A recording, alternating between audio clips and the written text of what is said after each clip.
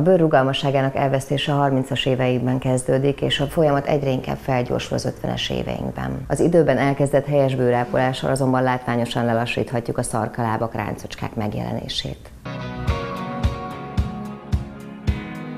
A fiatalításra vannak kúraszerűen használható hatóanyagok, fiatalító szérumok, és ezt szúrás-vágás nélkül, műtét nélkül használjuk, ami hialuron, kollagén és ásványi anyagokkal egybekötve fölvisszük a bőrre, és ez a bőrt szebbé, fiatalabbá teszi. Mint minden kozmetikai kezelésnél, itt is az első fázis az arctisztítás, mely történhet tonikkal, tejjel vagy mélytisztítóval. Tisztítás után feszesítő maszk, ami a bőrnek a struktúráját teljesen átdolgozza, egy pár percig lesz rajta ez a maszk, és ez készíti elő az arcát a hatóanyag bevitelre, a bőr struktúráját, a pólusokat teljesen kinyitja, és feszesíti a bőrt. Következő lépésben a fő hatóanyagot, a hialuronsavat visszük fel a bőrre. Utána van egy hordozókrém, ez nagyon fontos, kötőszövetig beviszi az ultrahang, a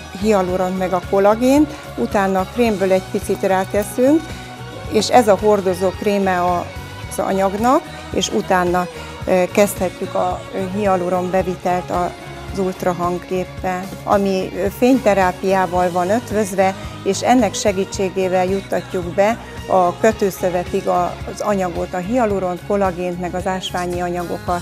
Kérjük ki a kozmetikus vagy bőrgyógyász véleményét, hogy minden esetben bőrtípusunknak megfelelő kozmetikumokat használjunk. Emellett a hosszú távú eredmény eléréséhez elengedhetetlen a kozmetikai kezelések kiegészítéseként az otthoni, rendszeres és helyesen végzett arcápolás.